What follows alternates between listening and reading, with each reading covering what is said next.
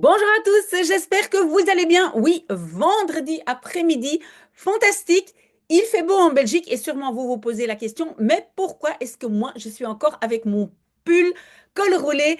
Mais en fait, le problème, c'est que je passe mon temps dans des bureaux avec airco et donc parfois il fait vraiment quand même froid, même si je vois que dehors il fait très très beau, il y a beaucoup de soleil. Je ne sais pas si vous voyez le reflet sur mon visage. Et donc voilà, on va bien profiter.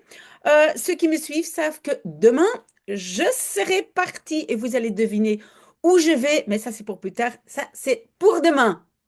Alors moi, je pensais que ça allait être une semaine calme, mais pas du tout, pas du tout. Il y a beaucoup de choses qui se passent dans le monde et en Belgique aussi, et on va en discuter un tout petit peu. Merci beaucoup de vos réactions. Donc, il y a de plus en plus de gens qui m'écrivent par mail. Je ne sais pas pourquoi beaucoup de gens m'écrivent par mail. Peut-être que c'est plus facile. Ça ne me dérange pas d'avoir vos témoignages ou vos opinions, vos questions. Donc, j'ai aussi reçu évidemment des questions de ma classe virtuelle.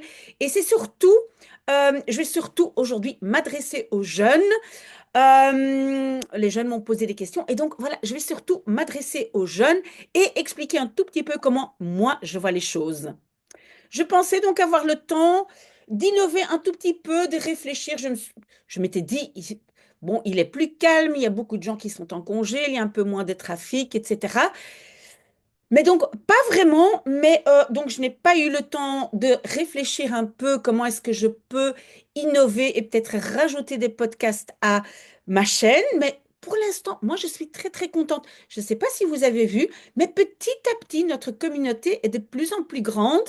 Moi, je suis très, très contente que, en fait, ça se fasse graduellement, hein, parce que ce qui se développe petit à petit, a aussi tendance à rester plus longtemps, hein, quelque chose qui explose en une fois, parfois aussi, voilà, retombe en une fois. Donc moi, je suis très contente. Notre communauté compte plus ou moins 8500 personnes et ça, c'est fantastique, merveilleux. Il y a au moins 100 personnes qui discutent avec moi les vendredis après-midi, qui m'écoutent, qui réagissent. Ça aussi, c'est merveilleux, merveilleux. Donc, personnellement, j'ai travaillé beaucoup cette semaine, mais n'oubliez pas, moi, j'adore travailler. Donc, n'ayez pas pitié de moi, pas du tout, pas du tout. J'adore mon travail et je sais exactement à quel moment je dois lever un peu le pied et je dois me calmer un tout petit peu. Donc, voilà, j'adore ça, j'adore quand ça bouge. Donc, voilà, c'est merveilleux. Et donc le week-end va être aussi assez calme. Je ne vais pas faire énormément de vidéos. Demain matin, oui, bien sûr, hein, la lecture des Misérables, ça bien sûr. Et puis après, moi, je serai partie et vous allez deviner où je suis. Et la première personne qui aura deviné, j'enverrai un t-shirt de ma chaîne YouTube si jamais vous le voulez, hein, parce que peut-être vous n'êtes pas intéressé. Mais voilà. Et donc, j'expliquerai un tout petit peu où j'étais, ce que j'ai fait là-bas, et vous allez deviner. Mon cher Simon n'est pas là aujourd'hui, il est encore en congé. La semaine passée non plus, il va partir à Valence avec son école, avec sa classe, donc ça c'est merveilleux aussi.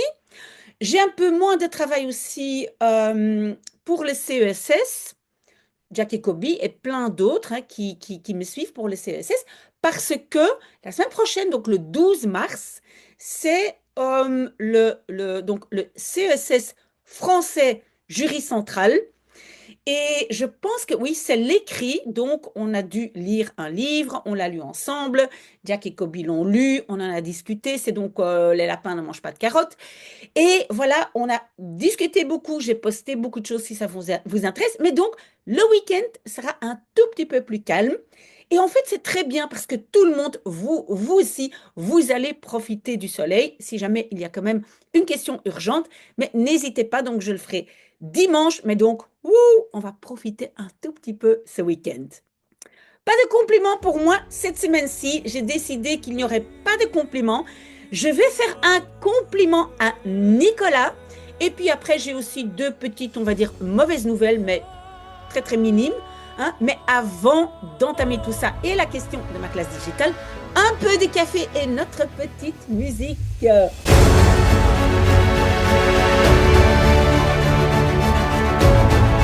Voilà, voilà, nous voilà de retour. Donc, On va d'abord donner, je vais d'abord donner les petites mauvaises nouvelles, hein, comme ça c'est fait, et après je vais vous parler de Nicolas. Donc, c'est quoi? Peut-être vous le savez déjà. Donc, la vidéo que j'avais postée, donc audition en néerlandais où mon fils jouait dans un orchestre, en fait, j'ai reçu le message que je ne peux pas la monétiser. Donc, si vous regardez les publicités, ça partira tout de suite au copyright, je ne sais pas exactement qui. Euh, Parce que, donc, ce n'est pas parce que mon fils a joué ça avec son orchestre. Non, non, non. Donc, le copyright va vers donc ce morceau de musique qui s'appelle 1492. Et voilà, donc ça, c'est la première mauvaise nouvelle, mais ce n'est pas grave, ce n'est pas grave, un tout petit peu moins d'argent. Et alors, mais ça, la deuxième mauvaise nouvelle, pour moi, c'est vraiment une mauvaise nouvelle et j'ai déjà vraiment écrit à tout le monde. Pourquoi? Parce que vous le savez sûrement déjà, que la vidéo que j'avais postée, où il y a 2-3 minutes de Philippe Goebbels qui parle, donc en fait, il a un accent très, très, très marqué d'Anvers. Et je voulais illustrer ça dans mon podcast Tussentaal, je ne comprends pas les Flamands. Qu'est-ce qui s'est passé? Donc, cette vidéo a été bannie. Il y a marqué copyright strike. Ça veut dire que, voilà, donc cette vidéo a été bannie. Si j'ai plusieurs strikes, je risque même d'être complètement banni de YouTube. Et moi, je ne trouve pas ça très, très correct. Donc, d'abord, donc, j'ai envoyé un mail à l'adresse mail que j'ai reçue, hein, donc Copyright Belgium. Aucune réponse, et ça date quand même déjà, je pense, d'il y a une semaine. Donc, j'ai décidé aussi de chercher par Facebook, donc le site de Philippe Goebbels. Et d'ailleurs, mais je n'ai pas vérifié, je vais vite vérifier, mais à mon avis, donc j'ai envoyé un message sur Messenger euh, et je vérifie tout de suite. J'espère que vous avez 2 secondes. Où est le Messenger? Non, je n'ai pas de message. Et donc, voilà, qu'est-ce que j'avais écrit en néerlandais? Cher Monsieur Goebbels, donc j'ai utilisé 2-3 minutes de votre vidéo qui s'appelle Leerkrachten dans une vidéo sur ma chaîne YouTube où j'aide gratuitement des jeunes. En fait, j'ai écrit en néerlandais, je suis en train de traduire. J'aide les jeunes gratuitement à apprendre des langues. Et je voulais illustrer votre accent anversois dans un podcast. Malheureusement, cette vidéo a été bannie. J'ai déjà envoyé un message à copyright@sbsbelgium.be. En vain, mes abonnés et moi-même, nous attendons avec impatience une réponse de votre part et votre point de vue par rapport à l'utilisation d'une vidéo pour comment on dit ça, des objectifs éducatif. Voilà, merci beaucoup. Et puis j'ai signé de mon nom. Voilà, je n'ai pas encore de réponse, mais je verrai bien, car je n'ai pas du tout envie d'avoir des strikes. Hein, c'est comme je dis, si un jour je suis complètement banni, ça ne m'arrange pas. Voilà, ça ce sont les mauvaises nouvelles, mais bon, c'était des petites mauvaises nouvelles. Il y a des choses beaucoup plus graves, on en parlera. Mais d'abord, un message un peu triste, mais aussi d'espoir, hein, parce que donc il y a beaucoup de personnes qui m'écrivent. Il y avait Nicolas qui m'avait écrit, et j'avais déjà parlé de Nicolas, qui avait donc d'abord raté l'écrit, l'audition du Célor. Après, il a réussi, et maintenant, cette semaine, il a essayé de faire l'oral. Il a raté, mais il le savait parce qu'il n'était pas bien préparé. Maintenant, voilà, il m'a envoyé un tout petit peu ce qu'on lui a demandé. On va préparer ça à fond. Et Nicolas a quand même quelques mois pour se préparer. Et donc, je vais aider Nicolas voilà, à réussir. Parce que, donc, Nicolas a aussi partagé son histoire. Je vais essayer d'en parler un tout petit peu, mais je tiens toujours, et vous le savez, je tiens toujours à garder l'anonymat des gens qui m'écrivent. Hein. Donc, Nicolas, il y a beaucoup de Nicolas, donc je pense que simplement par le nom, à mon avis, on ne peut pas identifier Nicolas. Mais qu'est-ce qui s'est passé? Nicolas s'était donc marié avec une femme, et une très, très, très jolie femme. Il m'a envoyé la photo, mais franchement, Nicolas, waouh, waouh, waouh. C'était donc une femme qui venait d'un autre pays, et même donc un pays non européen.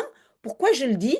Parce que c'est important, parce que cette personne, donc cette femme, elle s'est intégrée complètement et elle a appris le néerlandais. Elle était très très motivée, elle parlait très bien le néerlandais et donc ils ont eu un enfant ensemble, une petite fille je pense, je ne sais pas exactement quel âge elle a aujourd'hui, mais donc ils ont essayé de, enfin pas essayé, non, ils ont inscrit cette petite fille dans une école néerlandophone.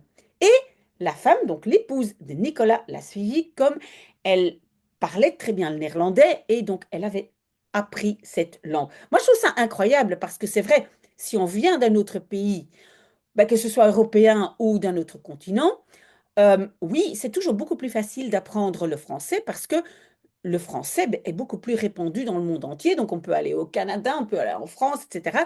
Le néerlandais, c'est beaucoup plus limité. Mais donc, voilà pour dire que cette épouse de Nicolas, fantastique, merveilleux, merveilleux, elle a appris le néerlandais, elle a suivi cette petite fille. Et Nicolas donc dit que il a laissé tous les contacts entre professeurs, donc entre l'école et les parents, à son épouse parce qu'elle parlait très bien néerlandais. Une histoire assez horrible.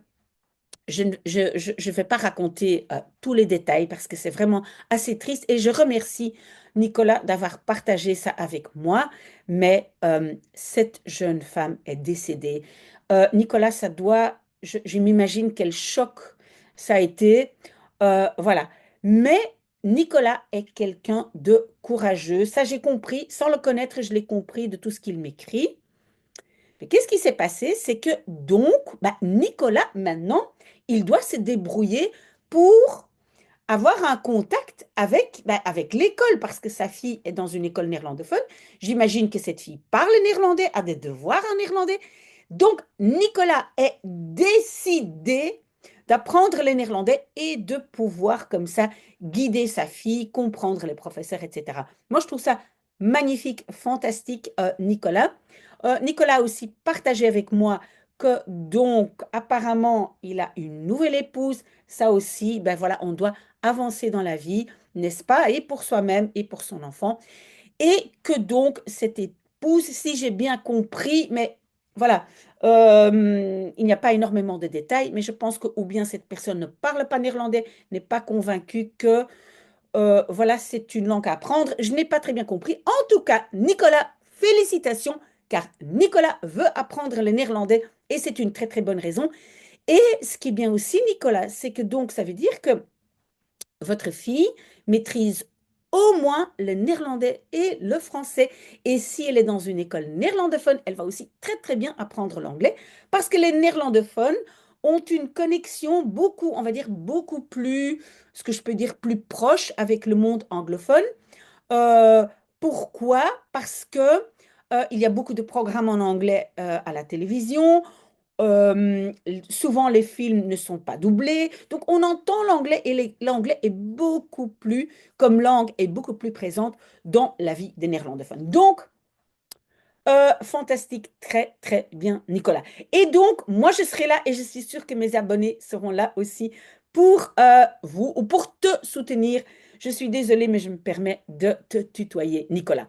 Voilà, ça, c'était l'histoire de Nicolas. Pour moi, c'est un message d'espoir.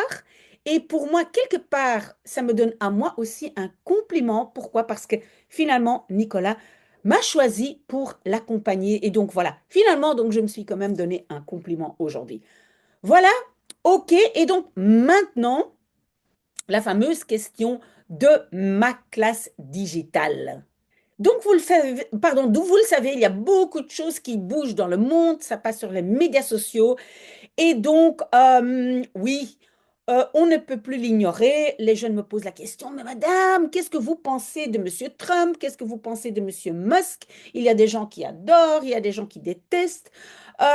Est-ce que nous, on va devoir aller à la guerre? Est-ce qu'on va aller devoir se battre en Ukraine? Parce qu'en plus, ministre, le ministre de la Défense Theo Franken a dit que tous les jeunes de 18 ans sont les bienvenus à l'armée.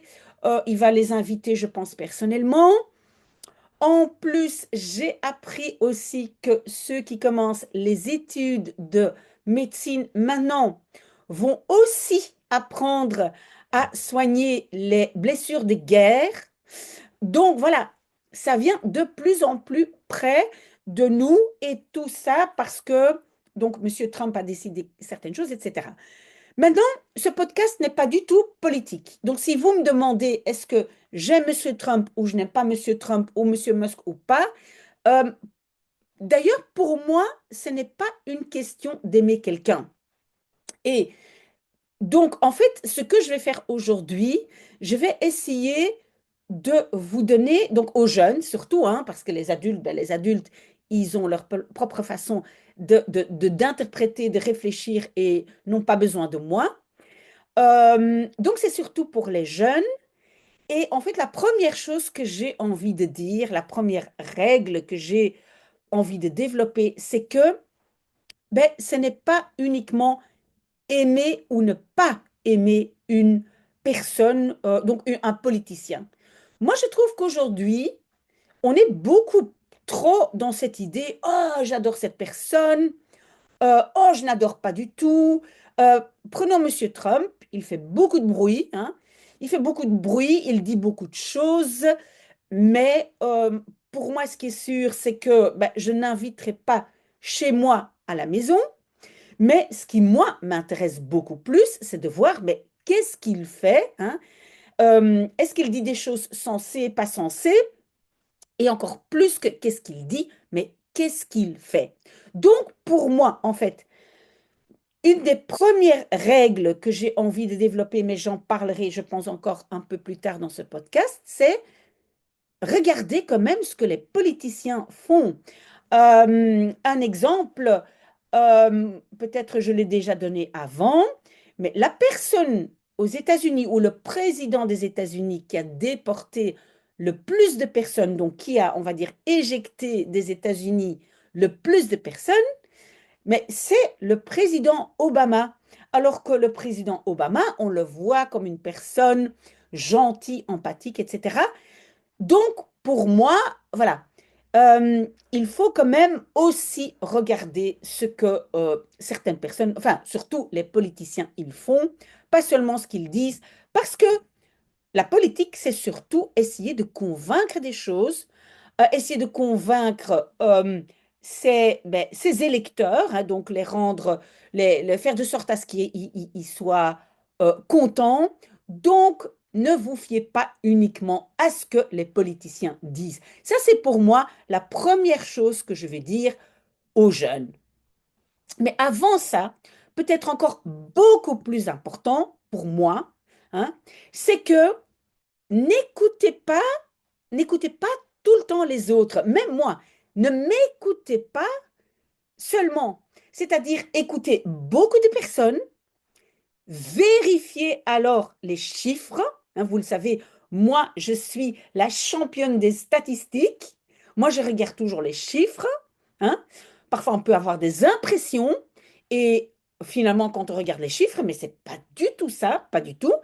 On, on regarde les statistiques et puis on s'est fait une opinion soi-même. Hein. On doit toujours réfléchir par soi-même. Et j'ai même envie de rajouter à ça, c'est que, en fait, à quoi servent les études, hein? Étudier, s'instruire, avoir un diplôme, que ce soit le CESS, que ce soit un diplôme de l'enseignement supérieur, quoi que ce soit, ça sert aussi, pour une grande partie, à justement découvrir, mais où est-ce que je trouve les informations correctes, hein? Donc, pas des fausses nouvelles, parce que vous le savez, il y a énormément de fake news qui circulent. Donc, vérifiez ces sources, quelles sont les bonnes sources, où les trouver. Et j'ai envie de dire, si moi je vous encourage à avoir un diplôme, ben, c'est aussi pour une grande partie, justement pour pouvoir vérifier vous-même, hein, parce que ça aussi, il y a aussi plein de gens sur les médias sociaux mais qui donnent des statistiques. Hein. Par exemple, Monsieur Trump, il dit, ben, 30% de toutes les personnes, blablabla. Et pas seulement Monsieur Trump, hein, plein d'autres disent des choses, mais parfois ce n'est pas du tout vrai, hein. Donc, vérifiez vos sources, allez vérifier vous-même. Euh, pour moi, ben, les statistiques de la Commission européenne, hein, Eurostat, les statistiques belges, hein, voilà, donc vous pouvez déjà trouver énormément d'informations, mais vous devez absolument vérifier les sites qui sont fiables avec des sources fiables. Et donc, peut-être ça, c'est la première chose à faire, hein. Première règle, vous vérifiez vos sources, vous vérifiez les chiffres vous-même. Alors, une autre règle, hein, autre chose que j'aimerais dire aussi, c'est que ben, n'écoutez pas uniquement les gens qui font beaucoup de bruit, hein. Il y a des gens qui font beaucoup de bruit, et ça quand même, on peut dire de Monsieur Trump, on peut dire ce qu'on veut, mais ce que personne peut nier, c'est qu'il fait beaucoup de bruit, il parle beaucoup, il explique beaucoup, il est partout sur les médias sociaux, partout. Dans les podcasts, il est partout, partout. Mais, et je pense qu'il y a un dicton. Ce qui est bizarre, c'est que je le connais uniquement en néerlandais. Donc, en néerlandais, en fait, on dit, probablement ça existe dans toutes les langues, mais en néerlandais, on va dire, si deux chiens se battent pour un os, ben, c'est le troisième qui part avec, hein. Donc, parfois, on est tellement en train de, voilà, oh là là, les États-Unis, l'Europe, etc. Et on parle de ça. Et est-ce qu'on va défendre l'Ukraine? Est-ce qu'on l'OTAN va aller défendre les Ukrainiens, etc. Mais est-ce qu'on n'oublie pas un tout petit peu les Chinois, qui sont très très nombreux, l'Inde, beaucoup de personnes en Inde. Donc voilà, il y a des continents qu'on oublie peut-être un tout petit peu. On parle des États-Unis. Oh, attention, les Russes, attention, Trump, attention, voilà. Mais regardez aussi un tout petit peu ce que les autres font, car peut-être ce sont, qui sait, hein, les Chinois qui sont en train de faire certaines choses que, est-ce que en Ukraine, il n'y a pas beaucoup de choses qui sont achetées par les Chinois? C'était une question que je vous pose, hein. Le Groenland, on a parlé du Groenland. Personne ne parlait du Groenland en une fois. Tout le monde parle du Groenland. Oh là là, Trump. Oh là là, Monsieur Poutine. Mais qu'est-ce que les Chinois font là-bas? Donc voilà, ça aussi, c'est très très important. N'oubliez pas les personnes qu'on n'entend pas.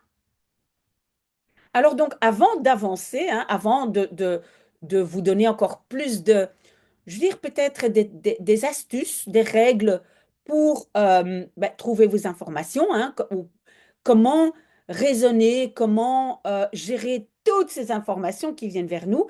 Ben, avant de continuer, je veux vous dire aussi que, ben, vous le savez, ce que moi je défends tout le temps, c'est ma fameuse école qui n'existe pas et qui n'existera sûrement jamais, mais pourquoi est-ce que mon école est importante dans cette discussion que nous avons maintenant ici, ce vendredi, on est quelle date là?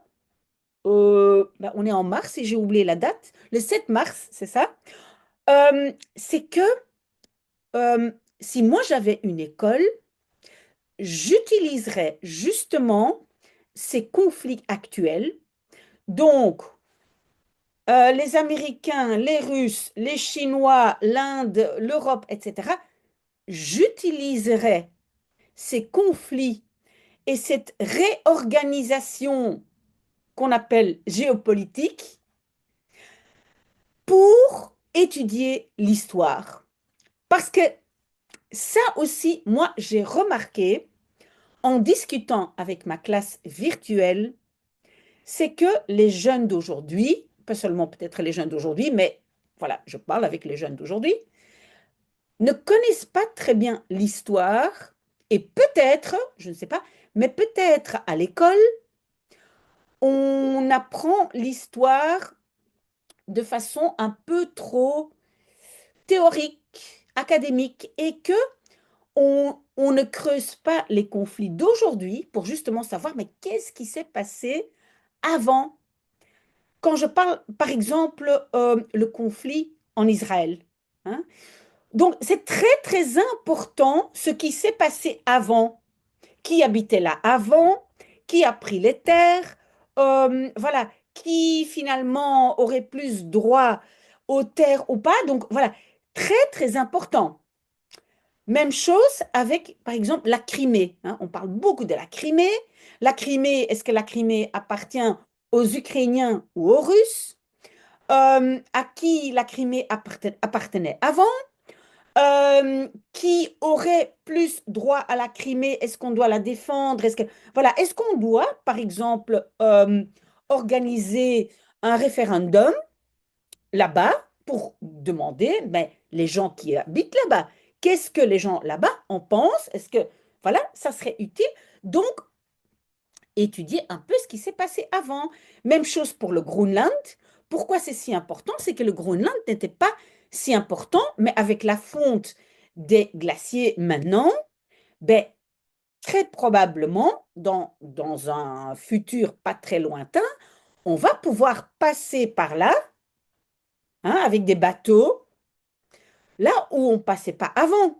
Et donc, bah, qui va avoir droit à ce passage, hein? Là-bas aussi, je pense qu'il y a énormément de minerais, etc. C'est un pays riche, mais donc c'est très, très important d'étudier l'histoire et la géographie justement dans le cadre de tous ces conflits euh, géopolitiques. Alors, on peut aussi se poser des questions, et moi je trouve ça aussi très, très important d'en parler dans une école, et moi avec ma classe digitale, parce qu'on le fait. Par exemple, que veut dire euh, avoir ou être, on va dire, propriétaire d'un pays?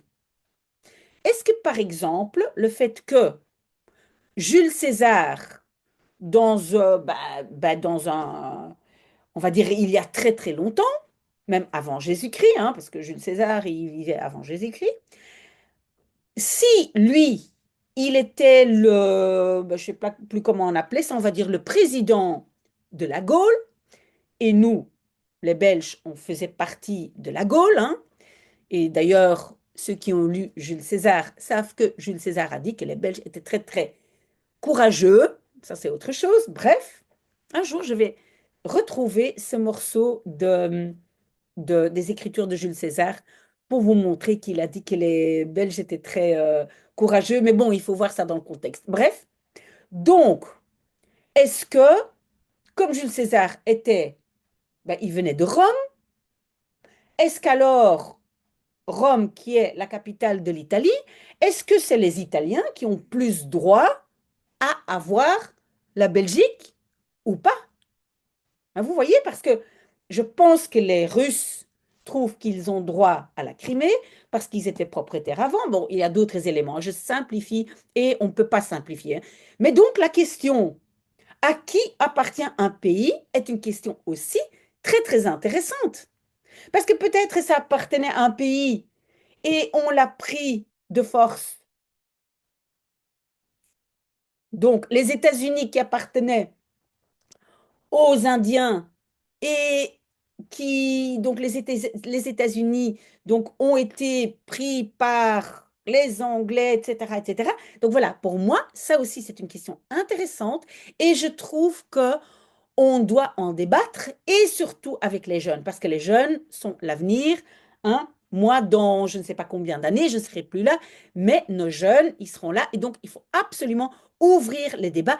Et pour moi, c'est ça la façon d'aborder géographie, histoire dans le cadre de tout ce qui se passe aujourd'hui. Alors, une autre règle que moi, enfin, non, c'est pas une règle, mais c'est plus une philosophie, hein, une philosophie, c'est que, donc, moi, je ne veux pas faire la politique et je vous ai déjà dit, si vous me demandez mon opinion politique, je suis plutôt du centre, c'est-à-dire, moi, je trouve que tout le monde doit essayer de travailler, de euh, contribuer à la société, mais moi je suis pour une société où on protège des gens qui se trouvent parfois temporairement ou parfois de façon permanente dans une situation difficile. Des personnes qui ont par exemple des enfants handicapés, des personnes qui s'occupent des vieilles personnes, des gens qui ont des petits-enfants, voilà, etc. Même si j'encourage tout le monde à quand même avoir leur propre revenu et ne pas dépendre trop, on va dire, des allocations. Donc voilà, ça, parce que moi je suis quand même quelqu'un, on va dire, politiquement du centre, mais ce n'est donc pas un podcast politique, mais je suis contre la guerre. Je suis absolument contre la guerre. Je ne veux pas que mes enfants aillent à la guerre. Je ne veux pas que les jeunes Ukrainiens meurent à la guerre. Je ne veux pas que les jeunes Russes meurent. Je ne veux pas que les Américains meurent. Je ne veux pas que mes abonnés doivent aller à la guerre. Je suis contre la guerre. Ceci dit, ça ne veut pas dire que je suis contre la défense. En fait, je ne sais pas si vous le savez, mais donc hier, hein, jeudi, oui, c'était à nouveau difficile d'arriver à Bruxelles parce que le rond-point Schuman, il est toujours bloqué. On a besoin de laisser passer, etc. Bref, parce qu'il y avait un sommet européen, ils ont décidé ce qu'ils allaient faire pour la défense européenne.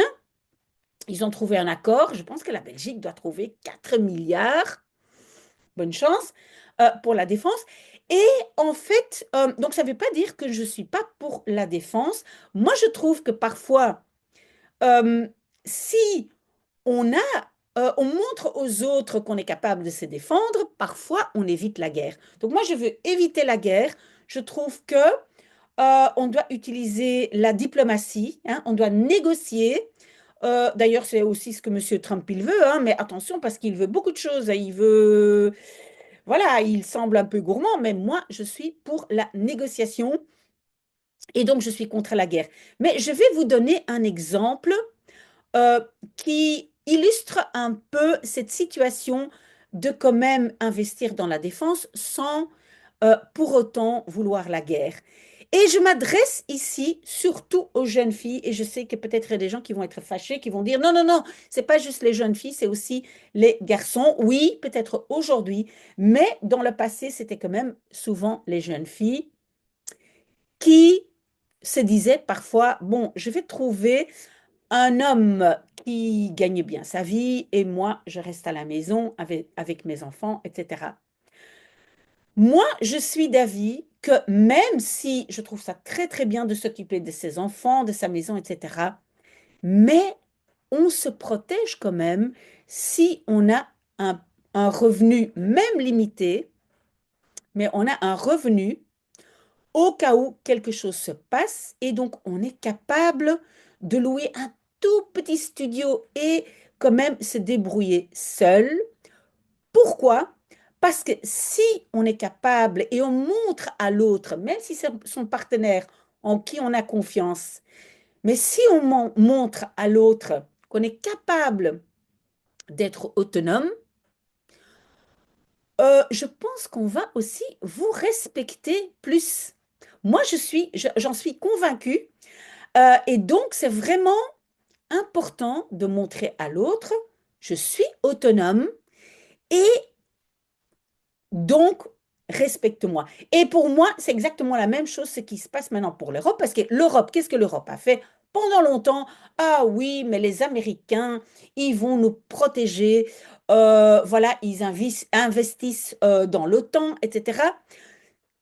Pour moi, c'était un peu une erreur. Et donc, ce que l'Europe fait aujourd'hui, c'est, j'espère, montrer aux autres attention, on est capable de se défendre, mais moi j'espère que l'Europe ne va pas envoyer nos jeunes à la guerre, parce que moi je suis contre la guerre.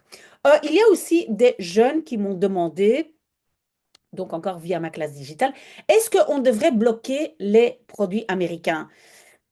Personnellement, je ne pense que ce n'est pas une très bonne idée, parce que si on bloque les produits américains, et finalement les Américains bloquent leurs produits, n'oubliez pas tout ce qui est paiement Mastercard, Visa, etc. N'oubliez pas énormément de technologies, des mises à jour, même aussi pour des appareils pour la défense, hein. Beaucoup de mises à jour sont dans les mains des Américains. N'oubliez pas non plus que si on bloque les produits américains, si vous dites, ah, mais moi j'arrête de boire du coca, très bien, moi déjà je ne bois pas de coca. Si vous en buvez, vous dites, ah, mais je suis contre Monsieur Trump, je ne bois plus de coca, mais n'oubliez pas que il y a des grandes usines partout dans le monde, aussi en Belgique, parce que Coca-Cola met le coca en bouteille avec l'eau belge. Évidemment, ils ne vont pas transporter les bouteilles de coca des États-Unis ici. Non, non, non, c'est le concept. Et donc ici, en Belgique, on met le coca en bouteille. Donc n'oubliez pas, si vous bloquez des produits américains, ils vont peut-être nous bloquer et vous ou vos parents vont peut-être perdre leur job. Donc, réfléchissez bien avant de faire quoi que ce soit, n'est-ce pas? Hein? C'est mon conseil. Si vous voulez quand même le faire, faites-le, mais c'est aussi important de se rendre compte que parfois on se tire une balle dans le pied. Alors, je vais vous donner encore deux conseils et puis c'est fini parce que je fais beaucoup de blablatage. Voilà, je vais encore faire le petit layout, hein, mettre ma petite musique. Mais donc, oui, moi je trouve aussi quand je regarde les médias, que ce soit les médias classiques ou les médias sociaux, moi je trouve aussi que ce n'est jamais une bonne idée de d'insulter ou de se moquer de ses ennemis. Que ce soit Monsieur Trump qui insulte des gens, que ce soit parce que maintenant je vois quand même qu'il y a beaucoup de gens de l'autre camp, hein, donc on va dire les démocrates, il y a beaucoup de gens qui se moquent de lui, qui l'insultent, voilà, il est stupide, bête, etc. Euh, Moi, je ne trouve pas ça une très très bonne idée. Moi, je suis plutôt d'avis de faire un peu comme par exemple, Monsieur Macron, il fait, je sais qu'il n'est plus très populaire, hein, Monsieur Macron, mais moi, je trouve qu'il a un très, très bon rhétorique et je trouve aussi qu'il a quand même une très bonne façon de négocier, hein, même si vous êtes pour ou contre sa façon de gérer la politique. Mais moi, je suis plutôt d'écouter ses ennemis, qu'est-ce qu'ils ont à dire, de quelle façon je peux quand même ne pas le brusquer et quand même aussi lui dire ce que moi je trouve, hein, moi je trouve insulter ou brusquer les gens, moi donc, je ne veux jamais le faire. Je vais jamais dire à personne, mais ah, mais vous êtes ridicule, stupide. Non, il faut réfléchir un peu, ben, cette personne, ok, peut-être cette personne fait beaucoup de bruit, peut-être je ne l'aime pas, peut-être je n'aime pas l'avoir chez moi, mais qu'est-ce qu'il dit vraiment? Est-ce que je peux faire quelque chose? Et est-ce que je peux peut-être contre-argumenter? Parce que ce qui se passe surtout, et donc là je réponds à la question de ma classe digitale sur Monsieur Trump, mais moi ce qui m'inquiète le plus, c'est que ben, il n'y a pas beaucoup de résistance, à part l'insulter et dire que c'est un comique, un clown, etc. Moi, je n'entends pas beaucoup on va dire, de réactions de valeur, hein, des gens qui disent, voilà, Monsieur Trump a dit ceci et cela, regardons les chiffres, peut-être, on va rectifier un tout petit peu, peut-être ceci, cela. Je dois dire que j'ai entendu, je pense, une personne, je vais donner un exemple parce que c'était quelque chose qui est passé sur les médias sociaux, et c'est une personne qui a parlé calmement, je pense même que c'était un scientifique, qui a dit que je pense que Monsieur Trump s'est trompé parce que, donc vous le savez, ce fameux USAID ou USAID, ils ont arrêté tous les paiements et ils ont donné des exemples un peu ridicules, hein. C'est vrai qu'ils ont donné de l'argent à des choses ridicules, mais ça, je suis sûre, c'est dans tous les pays, hein. Simplement, on ne sait pas quel est le pourcentage de l'argent qui part des États-Unis dans des choses qui semblent un peu ridicules. Et donc, par exemple, Monsieur Trump, il a dit, oui, on fait des recherches sur des souris transgenres. ce scientifique, il a dit, mais cher monsieur Trump, je pense que vous vous êtes trompé, hein. Vous avez dit des souris transgenres, mais en fait, ce sont des souris transgénétiques. Ce n'est pas du tout la même chose. Transgénétique, ça veut dire sont génétiquement modifiés. Donc, voilà, c'est quand même intéressant de voir, d'avoir des résultats sur les souris transgénétiques. Ça peut nous donner beaucoup d'informations. Et donc, vous n'aviez pas tout à fait raison quand vous avez dit que vous sponsorisez les souris transgenres. Voilà. Ça, c'est une façon de démonter et argumenter. Mais moi, ce qui m'inquiète très, très fortement, c'est que je n'entends pas beaucoup d'opposition. Donc, mon conseil à vous, hein, et je vais raccourcir hein, parce que ça devient un peu long, mon conseil, essayez d'argumenter. On écoute, on vérifie, et puis on a des arguments. D'accord? Oui, voilà, je pense que c'est le plus important. J'espère que vous avez compris quelque chose. Donc, le plus grand conseil, hein, ce que vous devez vraiment retenir, je trouve, c'est que vous écoutez tout le monde, aussi les gens qui font pas beaucoup de bruit, vous vérifiez les chiffres, les statistiques, et vous, vous étudiez un peu l'histoire si possible, et vous tirez vos conclusions.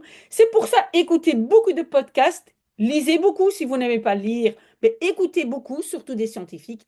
Et voilà, si moi je peux vous aider à trouver des sites fiables, voilà. Je vous souhaite un très très bon vendredi. Merci de m'avoir écouté. Je dois absolument apprendre à raccourcir.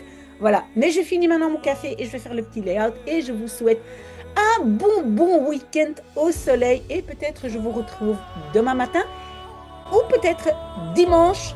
Sinon, profitez du soleil et ne regardez pas mes vidéos. Voilà. Très très bon vendredi.